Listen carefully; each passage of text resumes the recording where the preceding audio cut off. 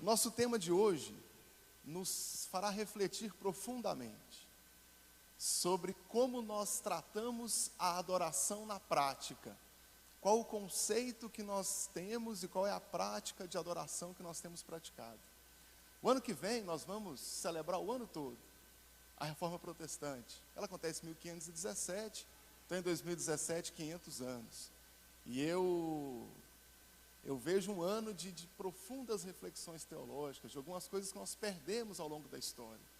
E como a autoridade da Bíblia, como doutrina, como regra de fé, centralidade de Deus no culto, e uma série de outras questões. E que talvez nós tenhamos que ajustar pequenos detalhes na nossa conduta. Não profundas, mas detalhes. E vamos fazer isso durante todo o ano. Mas, de certo modo, o que eu vou falar hoje cabe muito quanto ao louvor e à adoração. Até o final os irmãos vão entender. Tá?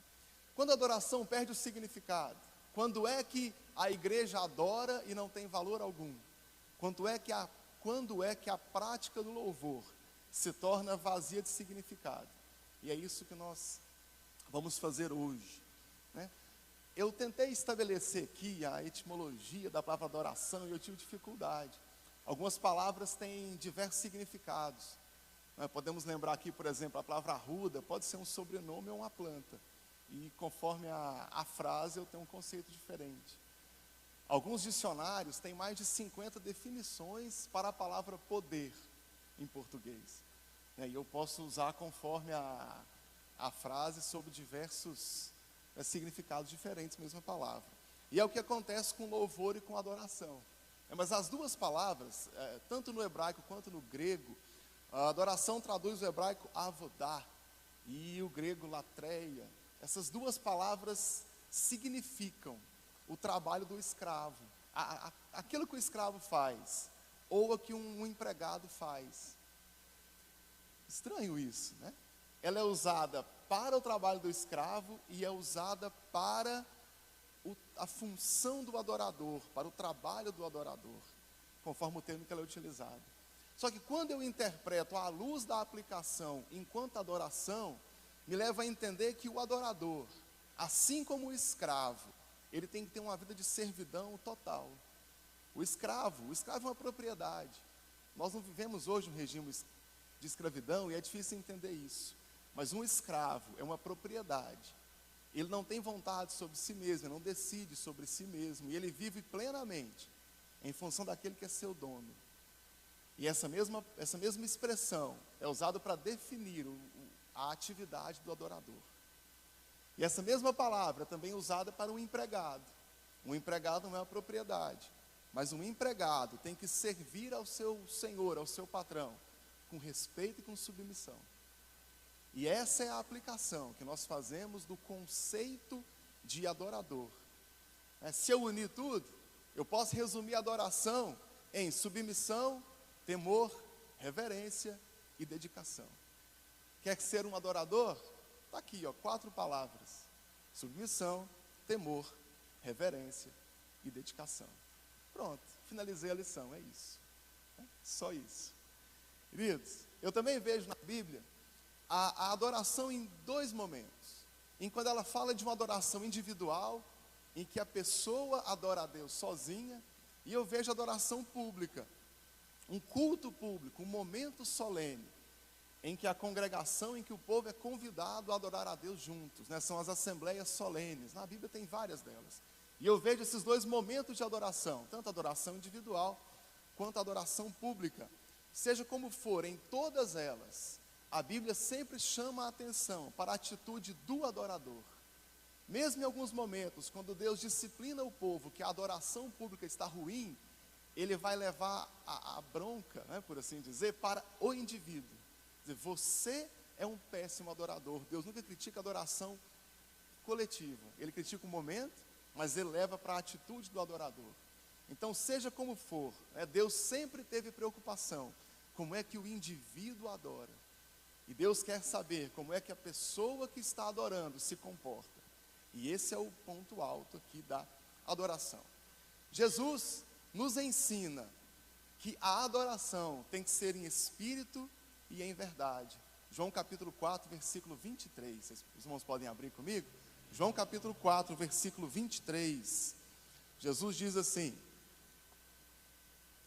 eu vou ler aqui na tradução da Bíblia de Jerusalém: os verdadeiros adoradores adorarão o Pai em espírito e em verdade, pois tais adoradores são os adoradores que o Pai procura. Nesse versículo eu já posso aprender que adoração não é um ritual, adoração não é uma liturgia, mas adoração é uma atitude, e que ela provém do coração, tem que ser em verdade. Quer dizer, quando eu adoro, ninguém consegue, não é possível criar um método para determinar se a adoração é verdadeira ou falsa, que ela vem do coração, e a atitude do coração. Nós não temos condições de julgar, de medir isso, humanamente falando. E aí Jesus fala, aqui ele fala para a mulher samaritana, que o Pai busca os verdadeiros adoradores. Se existe adoração verdadeira, é porque existe a falsa, senão haveria apenas adoração. E é sobre essa falsa adoração que eu quero comentar com os irmãos aqui. Adoração falsa é aquela que perde o seu significado. Adoração falsa é aquela adoração que tem fim nela mesma, em que o ato de adorar tem fim em si mesmo. Falsa adoração é aquela que parece uma adoração, mas não está cultuando a Deus. Essa é a falsa adoração. Qualquer adoração que não tem por objetivo render graça, glória, louvor e honra a Deus, ela é uma falsa adoração. Vamos entender melhor sobre isso? Mateus capítulo 15, versículo 8. A adoração ela é falsa quando essa adoração não é genuína. Como eu disse antes, acabei de dizer, quando ela não vem do coração. Mateus capítulo 15, versículo 8, diz assim: esse povo me honra com os lábios, mas o seu coração está longe de mim. Aqui Jesus diz essas palavras para os fariseus. Os fariseus eram grandes mestres da lei, eram grandes conhecedores das Escrituras. E Jesus nunca critica os fariseus por serem grandes mestres da lei, mas critica por não serem convertidos. Criticam por não serem verdadeiros adoradores. E aqui Jesus critica, porque apesar de conhecer profundamente a lei, aplicava a vida dos outros, ensinava os outros, mas não vivia a própria adoração que ensinava, não vivia a própria guarda da lei que ensinava para os outros. Em bom português, não disse a hipocrisia, né? Eu cobro dos outros e não pratico aquilo que eu mesmo ensino, né? Aquilo que eu cobro dos outros. A adoração, acima de tudo, é uma ação interior. A adoração tem que partir de dentro. Nós pentecostais erramos muito no passado, ao entender que uma pessoa só estava adorando quando gritava, chorava, rodopiava, rolava no chão, sujava a roupa, quebrava o salto do sapato. Isso também é adoração, mas aquele que não está gritando naquele momento, que não quebrou o salto do sapato, também pode estar adorando. Porque adoração não é uma atitude exterior, é uma atitude interior. E é muito fácil quebrar o salto do sapato, é muito fácil rasgar o paletó, mas é muito difícil rasgar o coração diante de Deus. E é isso que Deus realmente procura de nós. A adoração, acima de tudo, ela tenta chamar a atenção de Deus e apenas de Deus. Essa é a crítica que Jesus faz. Esses fariseus me confessam com os lábios, mas o coração está longe de mim. E eu peço misericórdia a Deus, para que Deus nunca fale isso da nossa igreja. A Assembleia de Deus de Campinas confessa a Deus com os lábios, mas não com o coração. Misericórdia, né? Que Deus nunca diga isso de nós, nunca. Vamos rever a nossa adoração, para que Deus não faça isso conosco, para que Deus não fale isso de nós. Mateus capítulo 6, volta um pouquinho a Bíblia comigo, estamos no capítulo 15, volta para o capítulo 6, Mateus capítulo 6, versículo 5, Jesus nos dá aqui uma aula, muito importante. Mateus capítulo 6, e o versículo 5, e quando orarem, Não sejam como hipócritas. Eles gostam de ficar orando em pé nas sinagogas e nas esquinas, a fim de serem vistos pelos outros. Eu lhes asseguro que eles já receberam sua plena recompensa. Mas quando você orar, vá para o seu quarto, feche a porta e ore a seu pai que está no secreto. Então seu pai, que te vê em segredo, o recompensará. Uma atitude clara de adorador é aquele que busca chamar a atenção de Deus, é aquele que não precisa de plateia, é aquele que a plateia que ele precisa é da presença de Deus lá com ele. É claro, se tem alguém vendo, está vendo, mas que não busca essa plateia. Eu prometi para o pastor Oídes que não ia falar o nome de nenhuma coisa errada que eu visse no mundo gospel aí lá fora, e eu estou cumprindo, né? Não vou mais falar o nome de ninguém, mas outro dia eu critiquei muito. Uma pessoa coloca uma foto na internet à 00:01, de joelho embaixo de uma luz, dizendo: eu estou orando por você. Se estivesse mesmo orando, não tinha tempo de tirar a foto e colocar na internet, né? E assim, para que fazer propaganda, né? Ore, né? Estou orando por você, curte aí para receber a oração. Deve ter um anjo no céu anotando quem curtiu a foto, né? Para dar a bênção. E esse tipo de busca de plateia para o coração de adorador, eu entendo que a adoração é vazia, né? Talvez esse irmão seja realmente uma pessoa que ora muito e queira divulgar, né? Mas eu ainda não consigo aceitar plenamente que tanto marketing assim, haja tanta sinceridade assim, quanto eu entendo que a Bíblia recomenda. E nós precisamos cuidar disso. Eu conversava com um pastor aqui no seminário, ele ainda me disse: eu quero saber se esse pessoal que grita na igreja, que chega a atrapalhar o culto de tanto grita, se em casa ele grita sozinho também. E eu fiquei pensativo, será que grita quando está orando sozinho em casa? Ou só quando tem plateia aqui para assistir? Aquele que genuinamente adora a Deus, ele tem o interesse de chamar a atenção de Deus. Outra questão relevante quanto à adoração a Deus, é quando o culto é vazio. Eu separo um tempo para adorar a Deus, mas o culto é vazio. Quando eu confundo, olha só, irmãos, quando eu confundo a adoração com prática de rituais, quando eu confundo a adoração com a liturgia, no culto público, como nós estamos aqui, eu preciso de uma liturgia, eu preciso uma hora para começar, uma hora para terminar, eu preciso de um momento só de louvor, um só de palavra, eu preciso que enquanto um fala, os outros se calem, porque senão vira aquela bagunça e ninguém consegue entender nada. Essa ordem no culto, ela é nossa, ela é para a organização desse momento aqui. Os irmãos concordam comigo. A questão é, muitas vezes, algumas pessoas confundem essa organização e essa liturgia com o ato de adoração a Deus. E eu penso que se eu praticar esse ato, eu estou adorando a Deus. Precisamos separar bem essas coisas. O meu culto não pode ser vazio de significado. A minha presença aqui não quer dizer nada.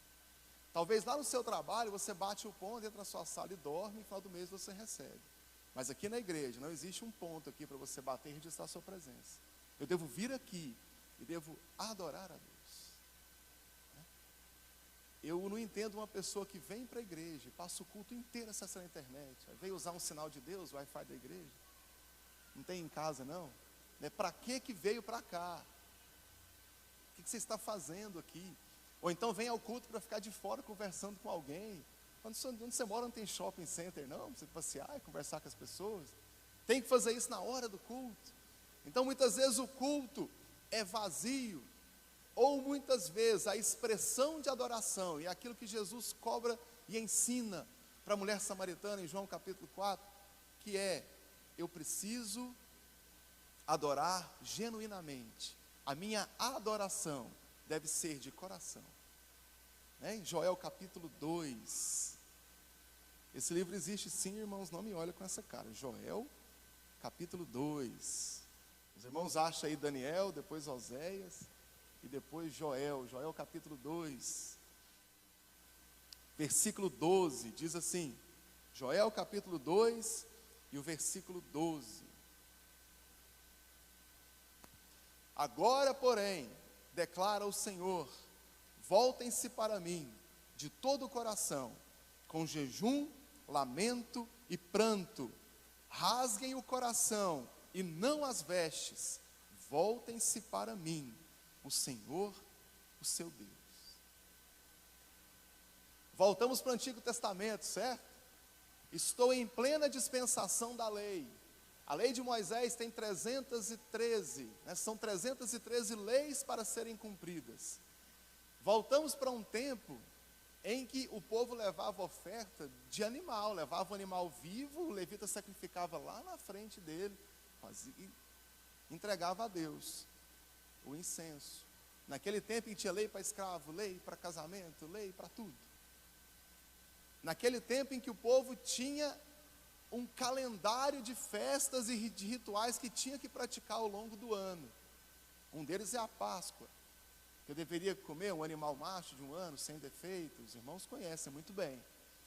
Nesse tempo, em pleno vigor da lei de Moisés, um sacerdote levanta e fala: voltem-se para Deus de todo o seu coração.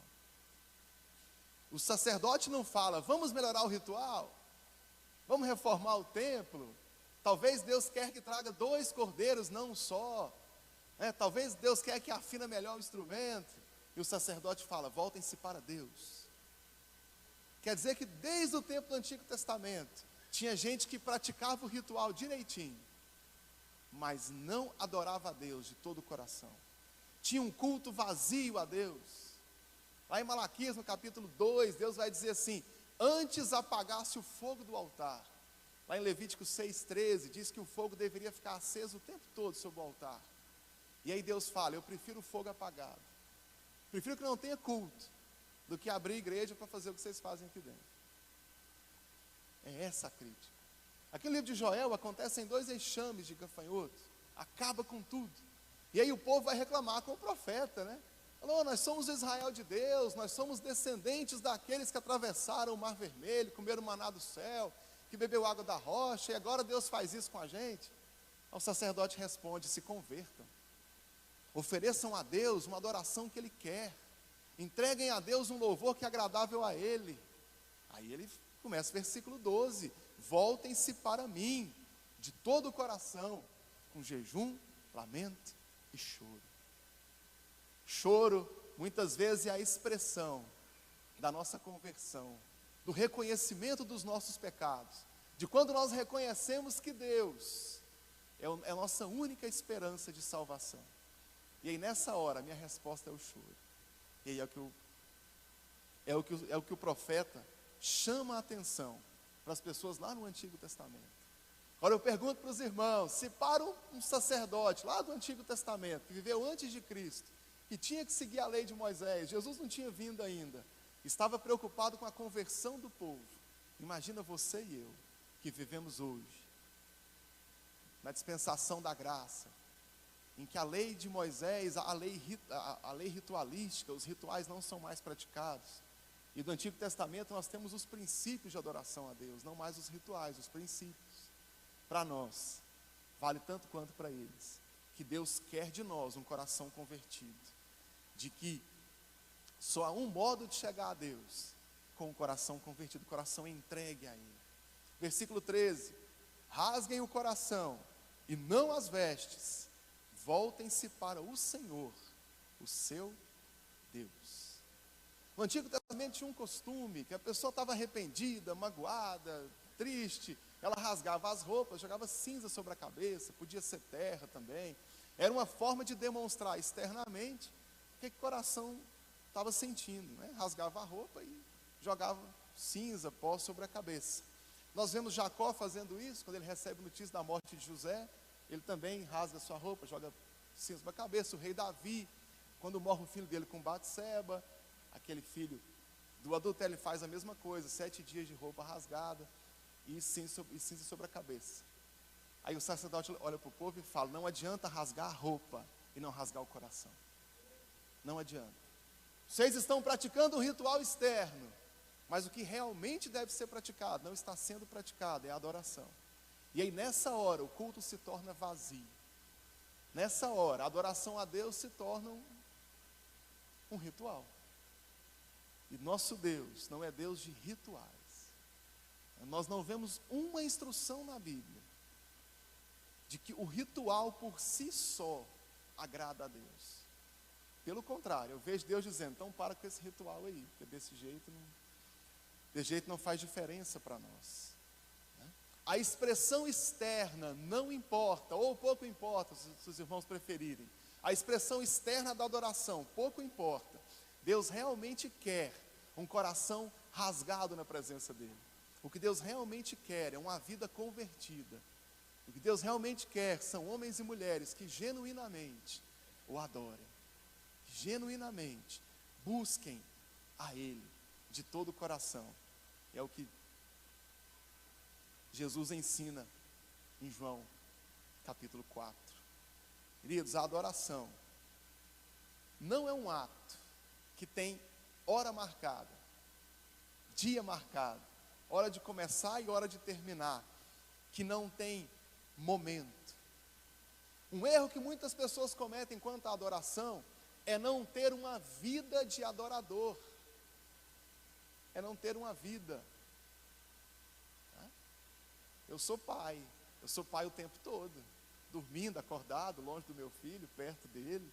Ou algum pai aqui é pai só durante a visita compartilhada.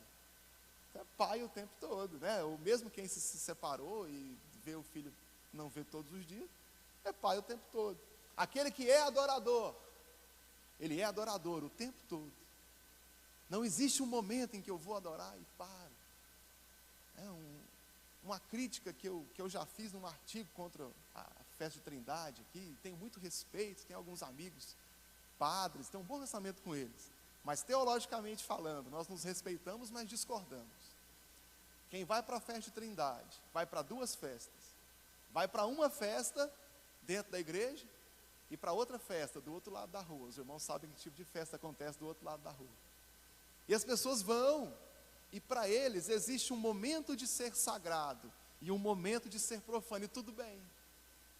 Desde que eu acorde bem cedo e pratique o ritual santo, mais tarde eu posso praticar o ritual profano, tudo bem, já acertei minhas contas.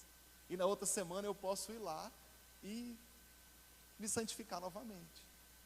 O carnaval é uma festa católica. Não, não é. Carnaval do espanhol, carnaval, festa da carne e tal. Não é não, irmãos, olha só. O carnaval é sempre na terça-feira, né? E acaba na quarta de manhã.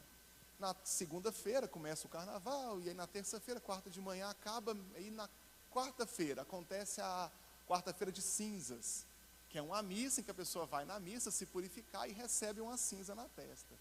Está lembrado do ritual de rasgar a roupa e colocar a cinza sobre a cabeça? Recebe uma cinza na testa. A pessoa está dizendo, eu me arrependo daquilo que eu fiz no carnaval e estou aqui com a cinza na cabeça. Faz parte do cronograma de participar da festa da carne, segunda, terça e quarta de manhã, e quarta à noite se purificar do que fez no feriado do carnaval. Os irmãos entenderam bem? Então existe um momento de ser profano, de participar da festa da carne, carnavale, e existe um momento de ficar santo a partir da quarta-feira à noite, depois da missa de quarta-feira de cinzas. Então, eu faço essa crítica, não pode existir na vida do adorador um momento para ser profano, um momento para ser santo, ou é adorador ou não é, ou você é convertido ou não é. Quando eu leio Paulo em Romanos, Paulo não abre abertura para meio crente, e nós fazemos isso hoje, né? Meio crente, convertendo, quase crente. Paulo não dá essa abertura não, é crente ou não é. Ou não é, não existe área cinza, é preto no branco. Não tem não existe essa divisão. E aí, nós cometemos esse erro, né? De pensar que a expressão do culto público é o que eu preciso fazer. De que eu posso viver a minha vida do jeito que eu acho que eu devo viver, afinal de contas Deus é amor. E aí eu digo que Deus é amor e esqueço que Deus é justiça. Esqueço que Deus é santo. Esqueço tudo isso. Esqueça que João diz, Deus é luz, e nele não habita trevas. E eu coloco tudo na conta do Deus é amor, né? Outro dia eu escutei um camarada dizer que Deus é amor, então todo mundo vai para o céu. Aí eu perguntei para ele, por que o inferno existe então? Mas se todo mundo vai para o céu, para que Deus fez o inferno? Se ele fez o inferno para colocar alguém lá, nem que seja quem falou uma asneira dessa. Ficou chateadinho comigo, mas depois perdoou, né? Mas depois ele perdoou. Mas nós temos que entender isso. Se Deus me dá princípios para seguir, uma vez que eu não sigo o princípio, eu estou fora da vontade de Deus. E se eu sou um escravo, pelo conceito de adoração que eu falei no começo para os irmãos, eu não tenho escolha sobre a minha própria vida, a minha vida está em Deus. Quantas vezes o apóstolo Paulo começa as cartas e diz, eu, Paulo, escravo de Cristo. Só que o Almeida traduziu para servo, né? Então não tem um peso tão grande assim. Mas se alguém puder encontrar aí uma tradução translinear, vai ler isso lá, escravo. Paulo se vê como escravo inúmeras vezes. Como escravo. E não mais vivo eu, mas Cristo vive em mim. Isso é escravo. O conceito é sempre esse. Miqueias capítulo 6, versículo 6 também. Miqueias, capítulo 6.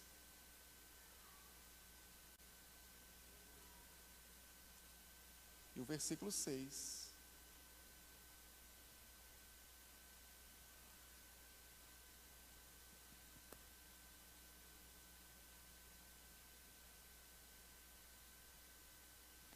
Os irmãos encontraram? Miqueias capítulo 6, verso 6, diz assim: como eu poderia comparecer diante do Senhor e curvar-me perante o Deus exaltado?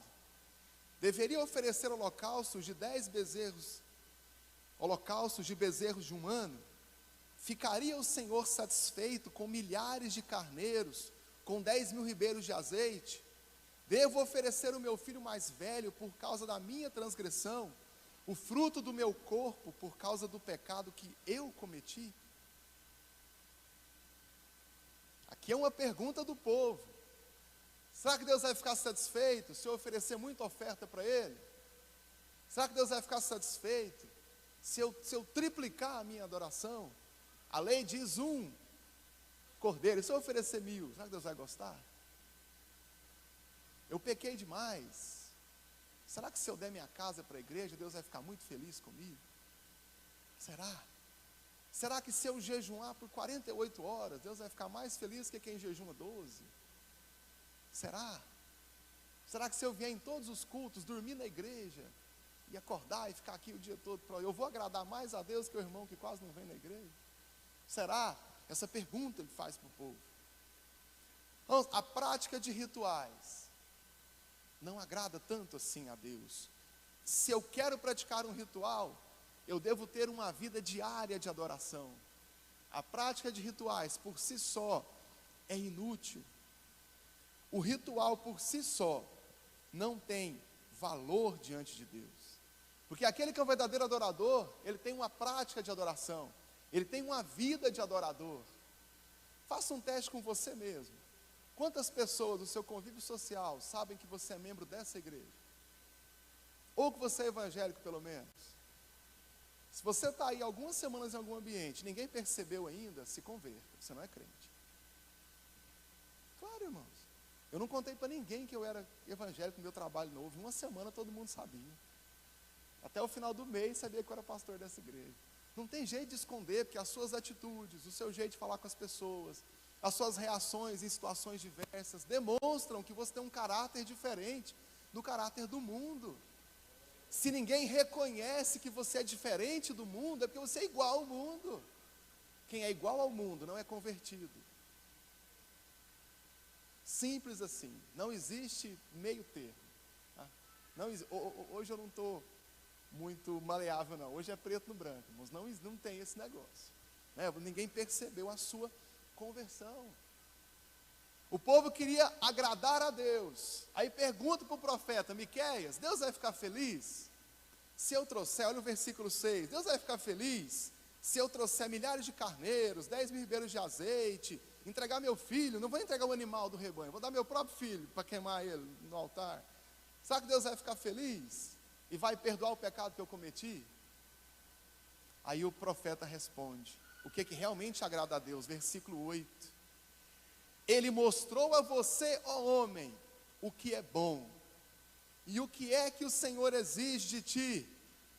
Que pratique a justiça, ame a misericórdia e ande humildemente com o Senhor teu Deus. Quer agradar a Deus, querido? Quer adorar a Deus? Está aí a fórmula no versículo 8. Pratica a justiça, ame a misericórdia e ande humildemente com o Senhor teu Deus. Essa é a prática da adoração. Quem consegue andar nesse versículo aí, quando vem para a igreja e adora, Deus recebe a sua adoração. Deus fica feliz com o que você fez aqui. São 3 coisas básicas: ser justo, ser bom e ser submisso a Deus.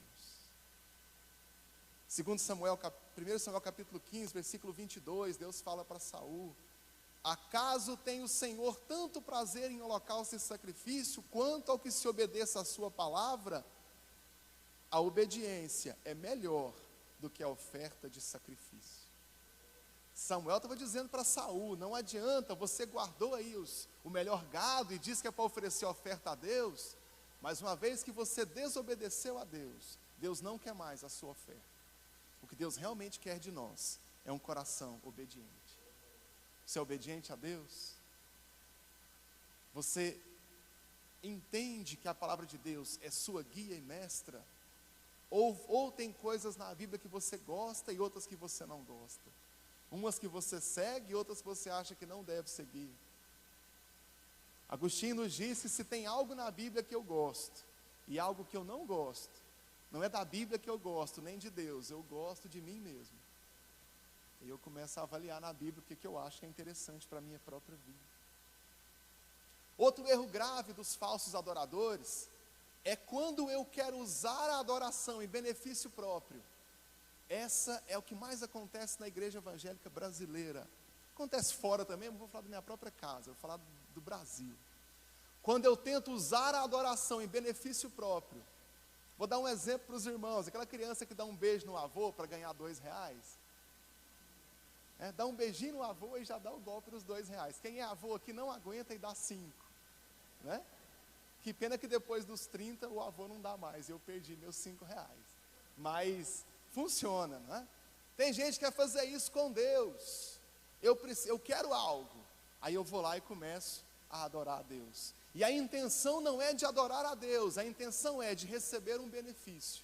Então eu entendo, né? A pessoa entende erroneamente de que utilizar este ritual vai conseguir um favor de Deus pelo ritual em si. Existe um estilo de música gospel chamado adoração profética.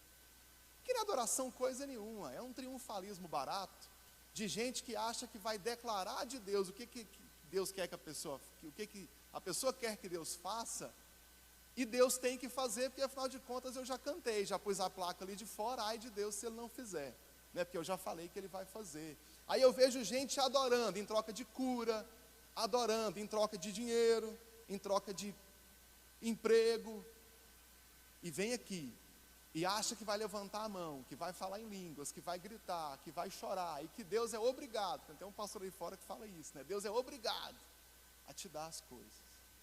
Deus não é o gênio da lâmpada, que você esfrega, ele sai da lâmpada e é obrigado a atender o seu desejo.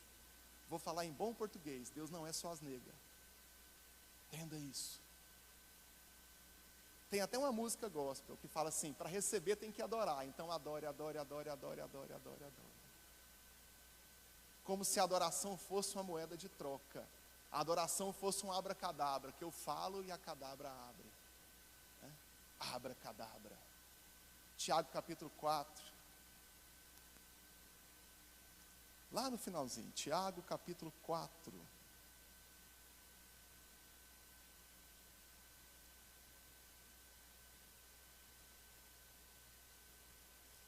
Tiago capítulo 4, versículo 2. Vocês cobiçam coisas, Tiago capítulo 4, versículo 2. Vocês cobiçam coisas e não as têm. Matam e invejam, mas não conseguem obter o que desejam. Vocês vivem a lutar e fazer guerras. Não têm porque não pedem. Verso 3, quando pedem não recebem, pois pedem por motivos errados, para gastar com seus próprios prazeres. O que Tiago está dizendo aqui? Vocês são invejosos, vocês brigam, vocês matam, vocês invejam uns aos outros, por isso vocês não têm nada. E quando vocês pedem, Deus não dá, porque vocês pedem para atender sua inveja, sua cobiça e seu desejo. É isso que Tiago está dizendo aqui. Por isso que muita gente faz campanha, ora, jejuma e não recebe nada. Porque quando pede, pede para atender o seu próprio mau desejo do seu coração. Ainda no capítulo 4, Tiago vai nos chamar a atenção de que esse tipo de atitude é amizade com o mundo. E quem quer ser amigo do mundo é inimigo de Deus. Por isso que as pessoas não recebem. Quais são as músicas mais famosas hoje? Quais? É aquela que fala que você vai estar no palco e os outros na plateia, né? É aquela que fala que você é precioso, mais raro que o ouro. E se o mundo não te quer, tudo bem, Deus é prêmio de consolação, o que importa é Deus te querer. Né? Através de mim, Jesus clareia. Eu vou carregar a luz de Deus, eu carrego a luz de Deus. É esse tipo de música que as pessoas querem ouvir o tempo todo, e são essas que fazem sucesso. São essas que dão dinheiro para o cantor. Músicas do tipo, Castelo Forte é o nosso Deus, Amparo e Fortaleza, ninguém nem sabe que existe. Músicas do tipo, eu sei que a minha vida está nas mãos de Deus. Músicas do tipo, não tenha medo, em Deus espera, porque bem cedo Jesus virá. Essas músicas não têm mais valor. Porque não são músicas que atendem ao meu ego, ao meu coração mundano. São músicas que dizem, confia em Deus. Mesmo no sofrimento, Deus está com você. Esse tipo de música não tem mais valor entre nós. Porque elas não atendem o mau desejo do nosso coração. Simples assim. Queridos irmãos, quando a adoração é falsa, Deus rejeita o nosso culto. Isaías capítulo 1. Vamos finalizar aqui, Isaías capítulo 1. Abram a Bíblia comigo. Quando nós somos falsos adoradores, Deus rejeita o nosso culto. Deus não quer a nossa adoração. Deus não quer que nós o adoremos. Isaías capítulo 1. Quero lembrar aos irmãos que Isaías é o principal profeta de Jesus. É aquele que fala mais claramente da vinda do Messias.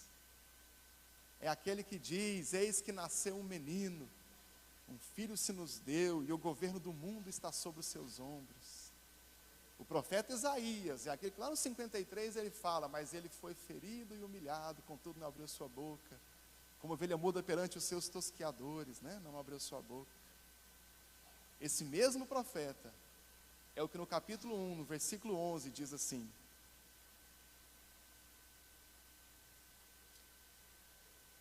culpa do ventilador, irmãos, eu não abri errado. Isaías capítulo 1, e o versículo 11 diz assim: para que vocês me oferecem tantos sacrifícios? Pergunta o Senhor. Para mim, chega de holocaustos de carneiros, de gorduras, de novilhos gordos. Não tenho prazer no sangue de novilhos, de cordeiros e de bodes. Quando vocês vêm à minha presença, quem lhes pediu que pusessem em pé no meu átrio? Parem de trazer ofertas inúteis. O incenso de vocês é repugnante para mim. Luas novas, sábados e reuniões, não consigo suportar suas assembleias cheias de iniquidade. Suas festas da lua nova e as suas festas fixas eu as odeio. Tornam-se um fardo para mim, não as suporto mais. Quando vocês estendem as mãos em oração, eu esconderei de vocês o meu rosto. Mesmo que multipliquem as suas orações, eu não as escutarei. É assim que começa o livro de Isaías. Deus está dizendo para o povo que um culto mal feito, que um coração que não está rasgado diante dele, um culto voltado para o ego, uma adoração que não tem interesse em adorar a Deus, é assim que Deus se comporta quando essa pessoa cultua a Deus. Deus tem nojo do culto.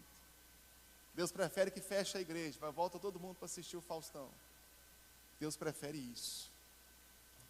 Quando eu sou falso adorador, Deus rejeita o meu culto. Que Deus tenha misericórdia de nós e nos ensine como é que eu devo adorar, como é que eu devo agradar a esse Deus, pois eu não quero dedicar os meus dias a essa igreja e no fim da minha vida Deus dizer: eu tapei os meus ouvidos quando você orava. Quando você levantava as mãos, eu saía de perto, como Deus fala para o povo aqui através de Isaías. Talvez agora eu comece a entender porque que eu sou crente há tantos anos e portas estão fechadas. Estou pregando prosperidade, não. Estou lembrando aos irmãos de que Deus não tem prazer em abençoar aquele que não é um adorador. O próprio profeta Isaías diz aqui: vocês multiplicam as suas orações e eu não vou escutar. Versículo 15 de Isaías capítulo 1. Oh, Deus, tem misericórdia de nós. Tem misericórdia dessa igreja. Mas uma coisa que nós podemos aprender com os profetas, com a Bíblia toda, mas especialmente os profetas, é que eles nos dão palavras duras, mas em todas elas, lembra que Deus é um Deus de amor, bom, misericordioso, e um Deus que perdoa. Nenhum profeta na Bíblia, jamais, abriu a boca para trazer uma mensagem dura para o povo, e não convidou em sequência para o arrependimento. No mesmo ato, convidou o povo ao arrependimento. E o profeta Isaías também faz isso. Deus nos repreende, Deus nos chama a atenção, mas Deus quer nos ver arrependidos. O tempo todo, Deus nos convida de volta para Ele e nos dá uma chance de recomeçar.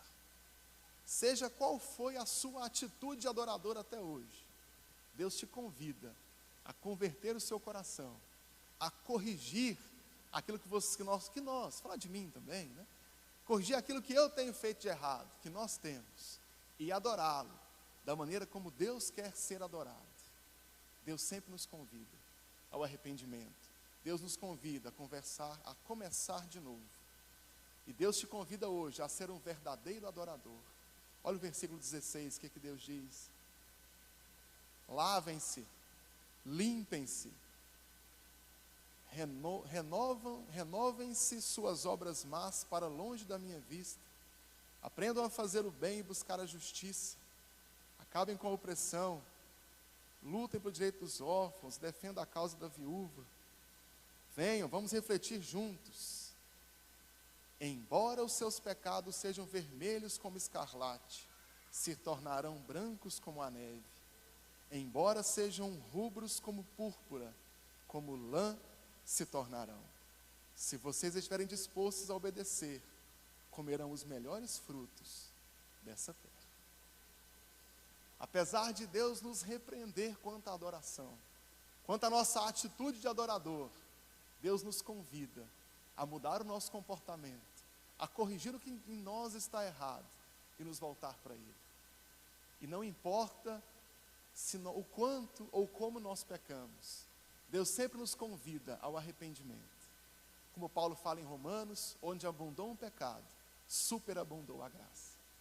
Não interessa quanto pecado haja, a graça de Deus é ainda maior. E já retirou todo o pecado. O que falta de nós é arrependimento. O que falta de nós é corrigir os nossos passos. Os irmãos querem corrigir os seus passos? Queremos corrigir a nossa atitude de adorador e adorar a Deus como Deus quer ser adorado. Bem, abaixe sua cabeça um instante. Vamos pedir a Deus que tenha misericórdia de nós. Possamos corrigir a nossa vida e passar a adorar a Deus como Deus quer ser adorado. Passemos a buscar a Deus do modo como Ele quer ser adorado, do modo como agrada a Ele. Oh Deus, tenha misericórdia de nós, tenha misericórdia dessa igreja, nos ensina a refletir conforme a sua palavra e ter a nossa vida transformada pelo poder do Evangelho, pela palavra do Senhor que está em nós, que o Senhor nos deu através da sua palavra, das Escrituras. Oh Deus, converta os nossos corações ao Senhor nos ensina a rasgar o nosso coração diante da sua presença. E acima de tudo, te buscar, com interesse em adorar ao Senhor, com interesse em buscar a sua presença e agradar somente a ti.